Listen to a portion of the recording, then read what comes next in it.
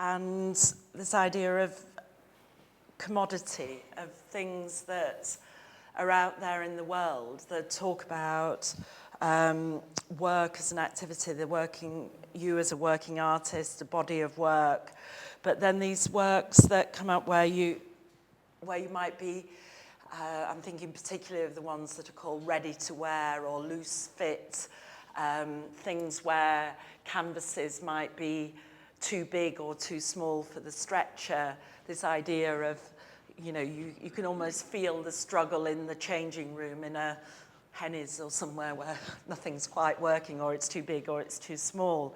But this idea of art as both a commodity and a means of activity, of you working on them.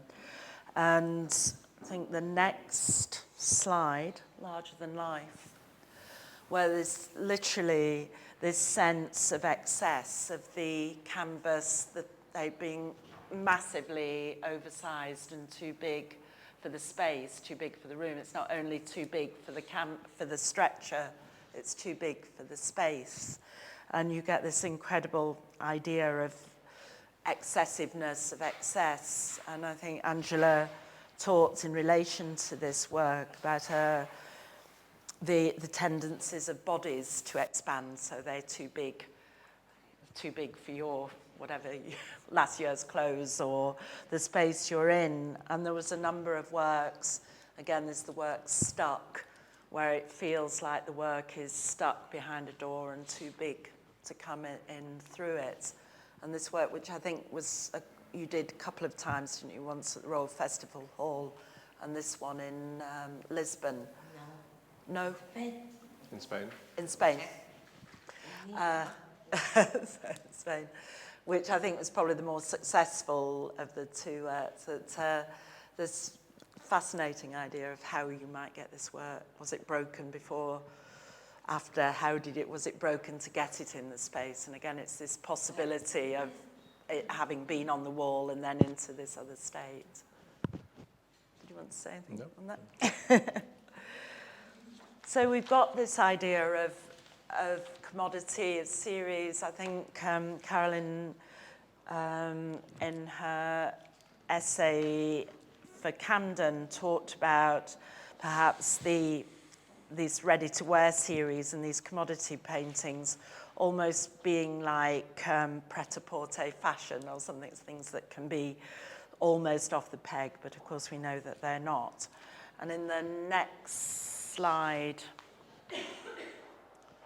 the three-legged chair. Here we're away from Angela, where she's deeply rooted. Everything that we've seen so far has started out almost as a traditional painting and then become altered through whatever action it is, breaking, bending, screwing up, colliding, and so on. And here we have objects that are, I imagine, detritus from the studio, where they've got the remnants of the painting that's happened, of the activity that's happened in the studio, but where Angela has taken that the painting involved is accidental painting, and that here she's collided these two useful objects and made them slightly useless in their balance, but that it's quite a difficult piece to talk about, really, because it's not the first piece that you did without painting, is it? The piano was that. That's the next one, I think. Which is the next slide. But this is one where we've got, thinking back to the image of Crash, where you've got a collision of two things that are doing something slightly separate and one overpowering the other. But then it brings into this whole idea of balance and the sculptural element of it and where it fits into your life as a painter somehow. And I think we talk about this notion of balance and precariousness, and I think it is about being precarious, this, isn't it? Ish? Ish. There's something about the particular kind of sculptural presence that this has that's worth bearing in mind when coming back to the work in this show, because it seems quite different. It's a kind of like a collage or constructed sculpture. You know, you're pulling things together and chopping them up. And in this show, it's not that. It's much more juxtaposing and just placing things together. Placing things together. Yeah. And I suppose it relates and comes from this idea of, with the still lifes, where there were objects. I think one of them was Adrian Searle's table, and then the things, again, where they were colliding and coming together, being juxtaposed with the painting. So shall we look at the piano one? Because I think that's a very interesting one, the next image. This one called Upright, which I think was the first thing you did entirely without any painted elements. And it's actually two pianos made into one.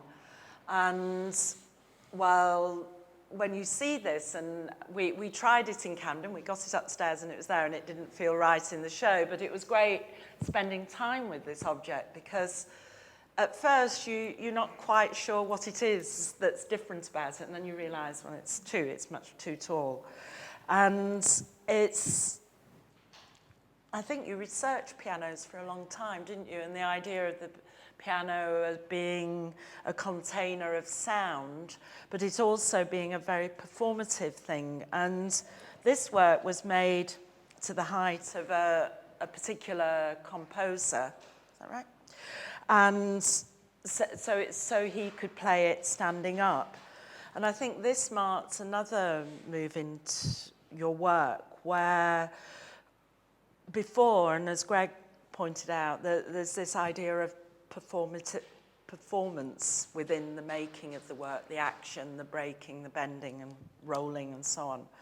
There's this really big performance idea to it, that within this it was like a real performance, and I think Angela describes herself as becoming more like a film director with this work because there were so many people involved in the making of it that you were directing a performance, really. And I think this was one where you started to video that production like a performance. And are we going to see some of that at the end? We have that one.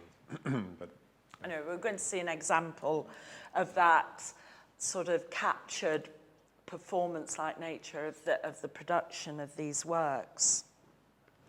So within this work, as well as the performative nature of the previous works, this really becomes a performance in itself. But also, like the paintings we talked about, so there's the possibility also when you look at this, you can't help thinking, what kind of sound does it make? What would a performance be like? What would it be like having somebody standing there playing it? And people do play it, can't you? You can play it. It's not very tuneful, I don't think. Not now. So I think within this, we still, I think, Angela, you still talk, though, that even though these are very sculptural, that you're still talking in the language of painting. And I think it's this kind of hybrid of sculpture, painting, where, in one sense, they are themselves, they are something else, but they still belong to both those traditions and quite firmly rooted still in painting and the things that we see on the walls today. And I think that's a really important central point to the work. So these works, again, are about weight, volume, balance, and that's something that I think in the next few slides we see you developing even further, but bringing back the paintings within it. So you can see the next slide. This is one of the clutter series, which takes on a few different forms, doesn't it, the clutter? And I think you at one point talked about this idea of always having one painting too many, and the clutter series developed this idea of what do you do with all this work that's in the studio? I'm sure all the artists here have this problem. You have stuff piling up, you know, it's there, what do you do with it? And Angela being interested in recycling and thinking about the stuff in a studio. This is one of the series of works where there's a number of paintings rolled up and tied within this work and then represented on the wall in this way. And it's probably interesting as well within this painting because in previous works there's always been a relationship to colour, but it's often been either where you strip colour away or the colour has acquired a kind of patina through the process. So you've used quite a lot of primary colours or blacks, whites, and quite a bit of brown, but things that have, in a way, it's part of the object. Whereas I think in this series and ones that come more, you're thinking again, perhaps, because I didn't know your work before, the Slade, but thinking about... I think they have any money. Because you didn't have any money, No. so that's why you did that. Yeah. More money. So expediency, reusing your old work and bringing it there. But within this, you're aware of the sort of pinkness and the shininess, I think, which I think follows on in the more recent work as well. That sort of shiny, sort of skin of something. Yeah, it's interesting also how the ideas, both the emotive ideas and the structural ideas of breaking apart the paintings, if you take them further, either because you've got more money or not, you get into a wholly different area. Because these are very, they're not obvious. They're not giving anything. They're very compact formally. Yeah. They're sort of wrapped up in themselves. Yeah, they're all wrapped up, and their ideas are wrapped yeah. up too. You think there's sort of hidden emotive states within them, but you can't quite read them. They're not as... They're quite it's dense. very different from the openness of Homeless, in a way, isn't it, of that opening out. And there are a couple more works that follow this on the slides, where I think that's taken even to a more extreme, that idea of the works being wrapped up or together themselves, but using old paintings, this one vertical, and then the following one that you see in the moment, minimum, where it does really link back to your thoughts on minimalism and Donald Judd and so on, but in a very Angela kind of way, because packed up inside here and rolled up and then cut, and this one's really strapped in and bolted down. There are lots of paintings within that, aren't there, in the inside of that. So it's almost like a locking away, as you say, of those emotions, of those ideas, but we know they're in there, but they become these very intriguing objects in themselves. Can you go back just quickly to Vertical? I think it's an absolutely hilarious painting. I mean, it's so simple, but it's got so much in it. It's little bits of leftover stuff that you've got, and it's also like it's receding into the wall, or like it's stacked up, or it's a sort of parody of stripe painting. I mean, it seems like it's playing on so many levels and doing so many things. The series is wonderful. It is like when you go in your art store or whatever, and you're just always aware of the edges. But it's also that point, I think, Greg, you say that they are very funny, these paintings. They are humorous, and that's something, I think, that element of humour and slapstick and slight absurdity runs through all the work, I think, right from the beginning. There's somehow always never taking itself quite so seriously, and yet they're deeply serious and meant. But there is this element of also knowing their place, knowing what they are in the world. And art is slightly absurd. All art's absurd in a way. But I think Angela brings that out. So shall we move back on to the paintings? So this idea of clutter and the using the paintings almost as containers for other paintings of objects. I suppose the idea of pushing things together, but if you think back to the piano and the three-legged stool, this real precariousness of balance. I mean, some of these, we didn't have this one at Camden, but we had a similar one where there's huge cupboards and objects that are just hanging off one nail. And I kept saying, oh, is that going to be safe? And it was frightening standing under it, this idea that these things might fall over on you, or really precarious. And within this, where the wardrobes themselves become containers for other wardrobes, for other bits of clutter from the studio.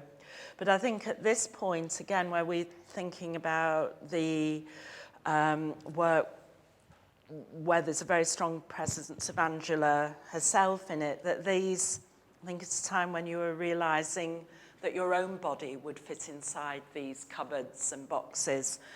They are like coffins. They are things that containers for carrying things away, for tidying things up, for putting the lid on things. And I think, again, this is another turning point and an idea that we see brought forward in this show. And I think this came at a time, Angela, when you had an experience of losing your balance, didn't you? And that was a very sort of in a different state for a good few months, and having to learn to walk and using walls and things around the studio to steady herself. And I think, again, these give out or embody some of those feelings, and using your body in relation to it.